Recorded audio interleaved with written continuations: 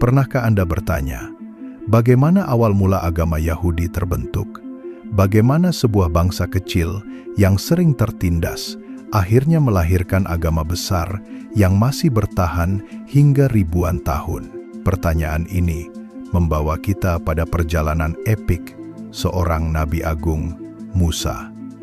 Dari kisah pembebasan Bani Israel dari perbudakan Mesir hingga turunnya Taurat di Gunung Sinai, sejarah Yahudi tidak bisa dilepaskan dari sosok Musa yang dikenal sebagai pembawa hukum dan perjanjian antara Allah dengan umatnya. Inilah awal mula lahirnya agama Yahudi yang berakar dari janji Tuhan kepada Ibrahim dan diteruskan kepada keturunannya. Mari kita bayangkan Mesir ribuan tahun silam. Bani Israel hidup dalam tekanan sebagai budak Firaun. Mereka dipaksa bekerja keras membangun kota dan kuil, sementara hidup dalam penderitaan. Di tengah penindasan itu, lahirlah seorang bayi yang kelak akan menjadi pemimpin besar, Musa.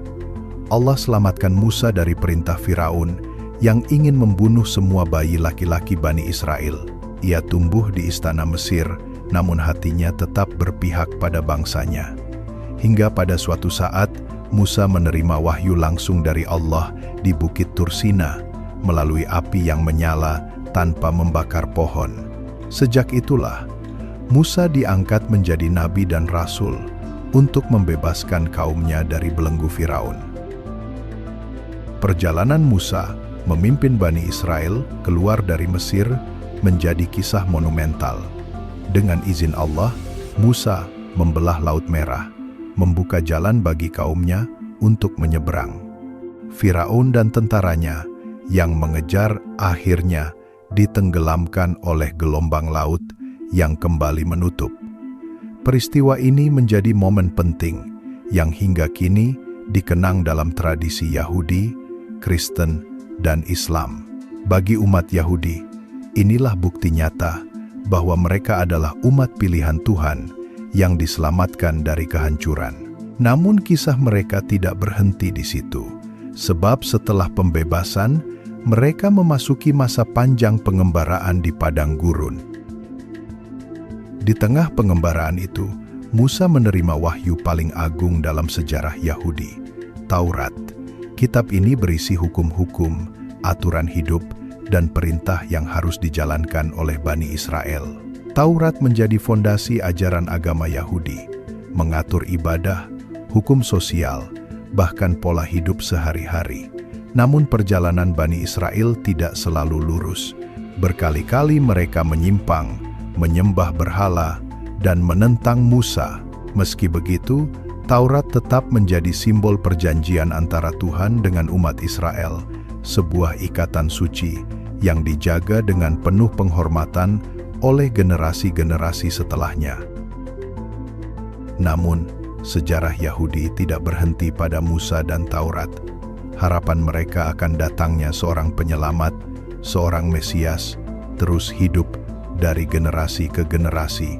Mereka menanti seorang raja dan nabi yang akan mengembalikan kejayaan Israel, membangun kembali kerajaan Daud, dan membawa mereka menuju masa keemasan. Penantian Mesias inilah yang membentuk identitas Yahudi hingga hari ini. Sebuah harapan yang seringkali menimbulkan perselisihan tafsir, bahkan memengaruhi perjalanan agama-agama setelahnya. Pertanyaan yang muncul kemudian adalah, siapa sebenarnya Mesias yang mereka nantikan, dan mengapa penantian itu masih berlanjut hingga kini? Setelah menerima Taurat di Gunung Sinai, Bani Israel tidak serta-merta menjadi umat yang taat sepenuhnya. Meski telah menyaksikan mukjizat besar, mereka seringkali tergelincir dalam penyembahan berhala dan membangkang perintah Allah. Musa berkali-kali menegur mereka, namun sebagian masih sulit meninggalkan tradisi lama. Akibatnya, mereka harus menjalani pengembaraan panjang di padang gurun selama 40 tahun. Masa ini dikenal sebagai ujian besar bagi umat Israel, di mana mereka belajar arti kesabaran, ketundukan, dan pentingnya ketaatan kepada hukum Taurat. Setelah Musa wafat, tongkat kepemimpinan berpindah kepada Yusya bin Nun, yang memimpin Bani Israel memasuki tanah Kanaan.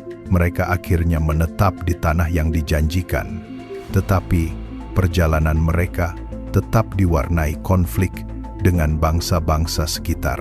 Pada periode ini, muncul para hakim, juj, yang memimpin mereka dalam peperangan dan hukum. Namun, Bani Israel merasa perlu memiliki seorang raja seperti bangsa lain. Maka diangkatlah Saul, Talut dalam Islam, sebagai raja pertama. Setelahnya, muncullah Daud yang bukan hanya seorang raja, tapi juga nabi. Daud berhasil mempersatukan kerajaan dan menjadikan Yerusalem sebagai pusat ibadah, serta menerima Zabur sebagai kitab suci.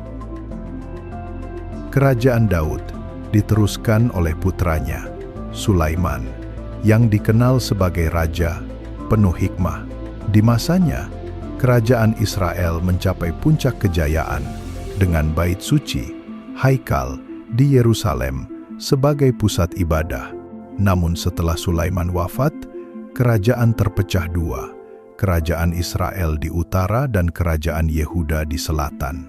Perpecahan ini membuat mereka lemah, hingga akhirnya bangsa-bangsa asing seperti Babilonia dan Romawi menaklukkan mereka.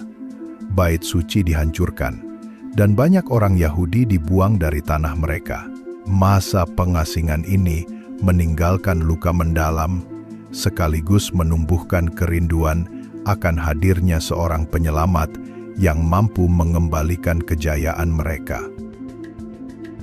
Dalam kondisi terjajah dan tercerai-berai, para nabi terus diutus untuk mengingatkan Bani Israel agar kembali kepada jalan Allah. Dari Yesaya, Yeremia, hingga Daniel, mereka semua membawa pesan peringatan sekaligus harapan. Namun, tidak semua nabi diterima. Banyak yang ditolak bahkan dibunuh oleh bangsanya sendiri karena pesan mereka dianggap mengganggu kepentingan kaum berkuasa. Justru dari penolakan inilah konsep tentang seorang Mesias semakin kuat dalam hati orang Yahudi. Mereka percaya suatu saat Tuhan akan mengutus seorang Raja Agung yang akan memulihkan kejayaan Israel dan menegakkan hukum Taurat dengan sempurna. Penantian itu menjadi bagian penting dari iman Yahudi. Dari generasi ke generasi, doa dan harapan akan kedatangan Mesias tidak pernah padam. Namun, siapa sebenarnya Mesias itu? Sebagian berharap Mesias adalah raja keturunan Daud yang akan membebaskan mereka secara politik dari penjajahan. Sebagian lagi memandang Mesias sebagai sosok spiritual yang membawa kedamaian. Namun ketika Isa Al-Masih datang dengan mukjizat dan ajaran tauhid, banyak orang Yahudi justru menolaknya karena tidak sesuai dengan harapan politik mereka. Penantian Mesias pun tetap berlanjut, menjadi salah satu ciri khas ajaran Yahudi hingga hari ini. Ajaran Yahudi yang berakar dari Taurat menekankan konsep perjanjian antara Tuhan dan Bani Israel. Mereka meyakini diri sebagai umat pilihan Tuhan yang memiliki kewajiban khusus untuk menaati hukum-Nya. Taurat mengatur hampir seluruh aspek kehidupan, dari ibadah, makanan yang halal dan haram, hukum keluarga, hingga tata cara sosial. Keyakinan ini membentuk identitas eksklusif, bahwa mereka memiliki hubungan istimewa dengan Tuhan. Namun dalam perjalanan sejarah, pandangan eksklusif itu sering menimbulkan jarak dengan bangsa lain yang dianggap di luar lingkaran perjanjian. Dalam konsep ketuhanan, agama Yahudi pada dasarnya memegang teguh tauhid, percaya pada satu Tuhan yang mereka sebut Yahweh. Namun, seiring waktu, ajaran itu banyak dicampuri dengan tradisi, ritual, dan interpretasi para rabi. Fokus pada hukum dan ritual terkadang menggeser makna spiritual dari ibadah itu sendiri. Disinilah perbedaan mulai terlihat dengan Islam yang menekankan kesucian tauhid tanpa kompromi serta keseimbangan antara syariat dan dimensi batiniah. Islam menganggap bahwa akidah tauhid sudah diwariskan sejak Ibrahim. Namun Bani Israel banyak yang menyimpang, sehingga risalah Islam datang sebagai penyempurna. Sementara dengan Kristen, titik perbedaan semakin tajam. Orang Yahudi menolak Isa Al-Masih sebagai Mesias yang dijanjikan, sementara Kristen menjadikan Yesus sebagai pusat ajaran dan bahkan mengangkatnya sebagai anak Tuhan. Dari sinilah lahir doktrin Trinitas yang sangat bertentangan dengan tauhid Yahudi maupun Islam. Bagi Yahudi, penolakan terhadap Isa membuat penantian Mesias tetap berlangsung. Sedangkan bagi Islam, Isa adalah nabi besar yang membawa Injil, tetapi bukan Tuhan dan bukan pula anak Tuhan. Perbedaan pandangan tentang sosok Isa inilah yang menjadi garis pemisah paling tegas antara Yahudi, Kristen, dan Islam. Dalam praktik sehari-hari, umat Yahudi sangat menekankan hukum halal haram, kosher, hari Sabat, serta ritual-ritual khusus di sinagoga. Mereka juga memiliki kalender keagamaan yang ketat, dengan perayaan seperti Paskah Yahudi, Pesach, yang mengenang pembebasan dari Mesir. Namun, Islam datang membawa syariat yang lebih universal, tidak terbatas pada satu etnis atau bangsa tertentu. Islam menekankan bahwa semua manusia, tanpa memandang asal-usul, bisa menjadi bagian dari umat pilihan Allah jika beriman dan bertakwa. Inilah perbedaan mendasar. Yahudi identik dengan bangsa, sementara Islam bersifat inklusif untuk seluruh umat manusia. Perbandingan ini menimbulkan pertanyaan penting.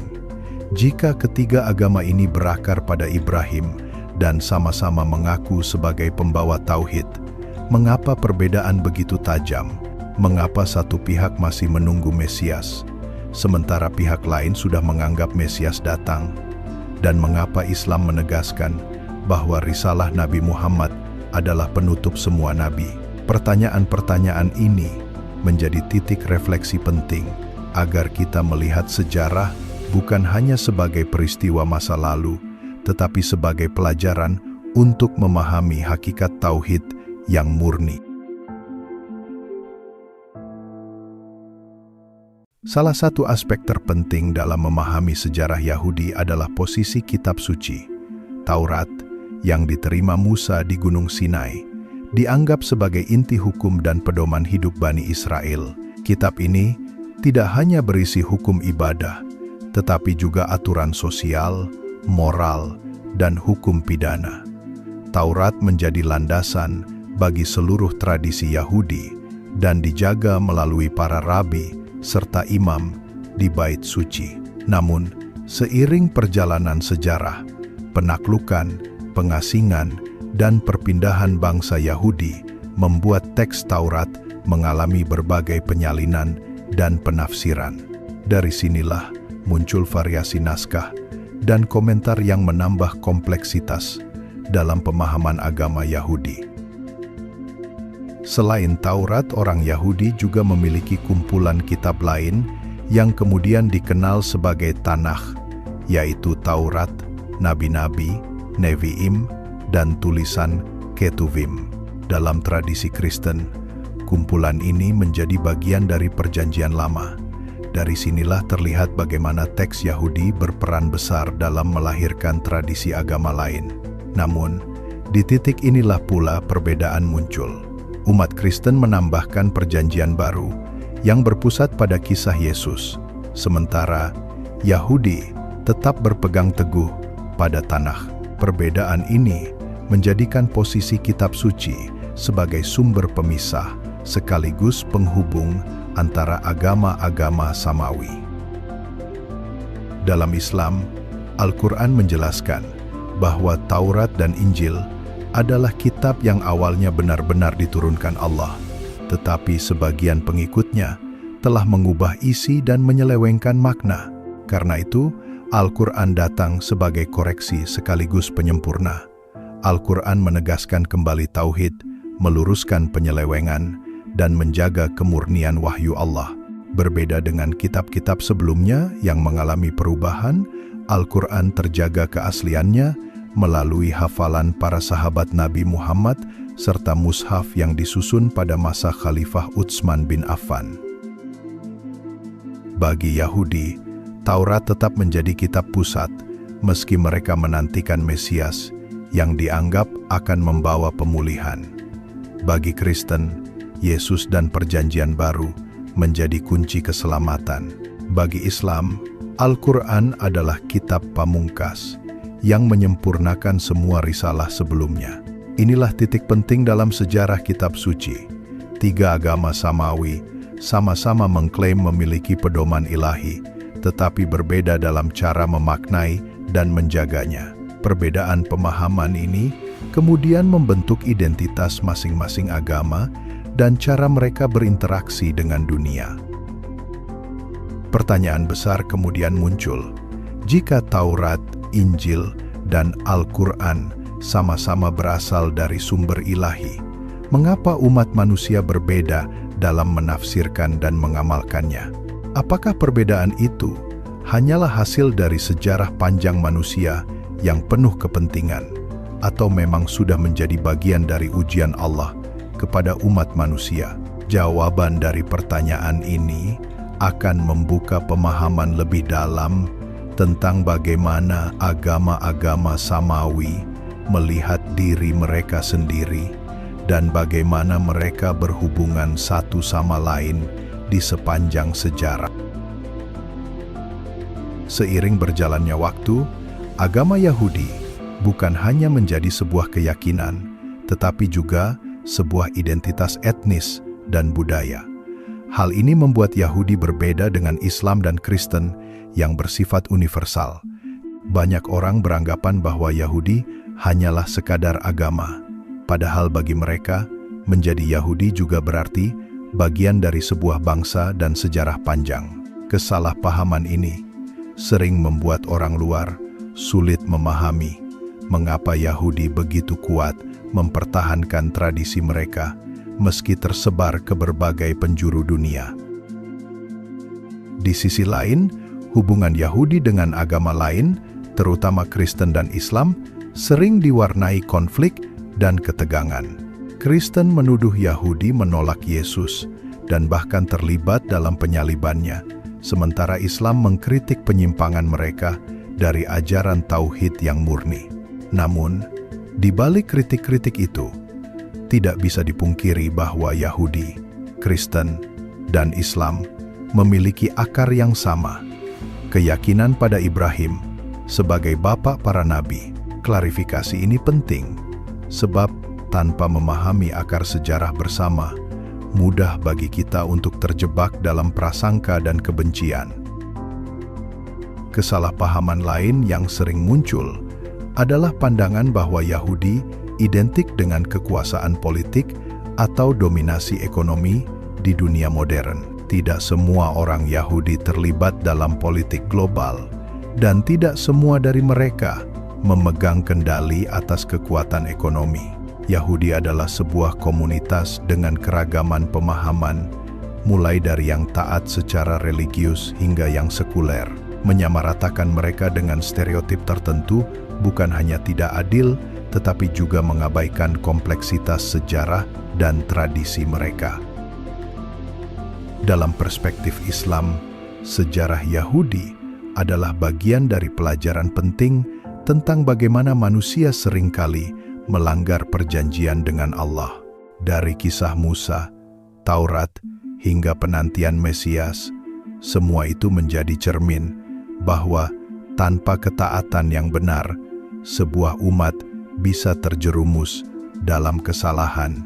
Al-Quran berulang kali menceritakan kisah Bani Israel bukan sekadar untuk mengkritik, tetapi untuk menjadi pelajaran bagi umat Islam agar tidak mengulangi kesalahan yang sama. Tauhid tetap menjadi inti dari semua ajaran para nabi, dan inilah pesan utama yang harus dipegang. Kini, ketika kita menoleh ke belakang, kita melihat bahwa sejarah Yahudi bukan hanya milik satu bangsa, melainkan bagian dari perjalanan agama-agama samawi. Dari Musa yang membawa Taurat, Isa yang membawa Injil, hingga Muhammad SAW yang membawa Al-Quran. Semuanya memiliki benang merah yang sama, panggilan untuk kembali kepada Allah yang Esa. Pertanyaannya adalah, apakah manusia mampu melihat persamaan ini? Ataukah kita akan terus terjebak dalam perbedaan yang memecah belah? Disinilah pentingnya belajar sejarah, bukan untuk membuka luka lama, melainkan untuk menemukan hikmah, agar kita bisa hidup dengan saling memahami dan menghormati. Sejarah bukan sekadar cerita masa lalu, melainkan cermin bagi kita hari ini. Dari Nabi Musa alaihissalam hingga penantian Mesias, dari Taurat hingga Al-Quran, kita belajar bahwa manusia selalu diuji. Apakah ia setia kepada tauhid, ataukah terjerumus dalam penyimpangan? Semua kisah ini adalah pelajaran besar dari Allah Subhanahu wa Ta'ala untuk kita renungi bersama. Muslim Genius percaya bahwa dengan memahami sejarah agama samawi, kita dapat melihat benang merah risalah para nabi, bahwa jalan keselamatan sejati hanyalah kembali kepada Allah Subhanahu wa Ta'ala, sebagaimana diajarkan oleh Nabi Ibrahim alaihissalam, Nabi Musa alaihissalam, Nabi Isa alaihissalam, hingga Nabi Muhammad Shallallahu alaihi wasallam sebagai penutup para nabi. Jika Anda merasakan manfaat dari kisah ini, jangan lupa untuk subscribe channel Muslim Genius, aktifkan lonceng notifikasi, dan sebarkan video ini agar semakin banyak yang tercerahkan. Bersama kita telusuri sejarah, akidah, dan kebenaran Islam dengan kajian yang ilmiah, mendalam, dan mudah dipahami. Sampai jumpa di episode berikutnya, hanya di Muslim Genius, tempat kita belajar menyingkap jejak sejarah, membandingkan akidah, dan menemukan cahaya kebenaran.